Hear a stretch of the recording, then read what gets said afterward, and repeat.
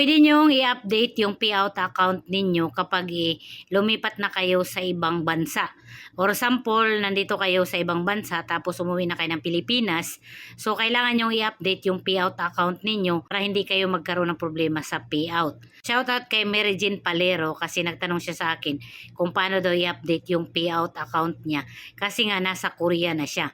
So, ang Korea, wala siyang stars. So, kaya automatic ay nawala yung stars icon niya. Kasi nga, hindi eligible sa Korea yung stars. Pumunta lang kayo dito sa my professional dashboard. Then, hanapin nyo lang itong payouts. Then, pindutin nyo itong setting sa may taas. So, kagaya dito sa akin, meron na siyang payment method, yung bangko, at saka sa baba, tax information, W8 for services verified. So, verified na itong account ko. Kailangan nyo lang itong scroll down. So, dito sa may payout account info, pindutin nyo lang itong update.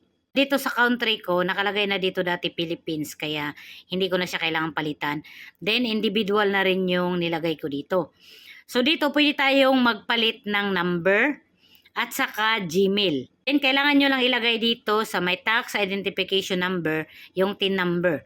So, skip nyo lang itong GST registration number optional.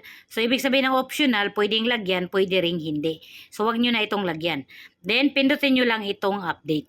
So, dito naman sa may baba, payout account owner. So, pindutin nyo lang ulit itong update. Dito, nakalagay na din yung pangalan ninyo, yung middle name, yung apelido, birthday.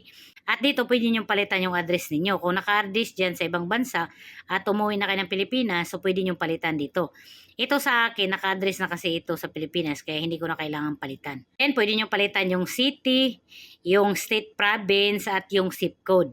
So, kapag napalitan nyo na lahat, so pindutin nyo lang itong update. So, sample, malipat kayo sa ibang bansa or mauwi kayo ng Pilipinas. So, kailangan nyo i-update yung payout account ninyo para ma-update. Kasi, di ba, para hindi rin kayo mahirapan kapag sasahod na kayo dito sa Facebook para ma-update din ninyo yung country at yung address ninyo. So, sa mga nagtatanong kung pwede bang magpalit ng number at Gmail, pwede kayong magpalit ng number at Gmail. Kailangan nyo lang i-update yung payout account ninyo.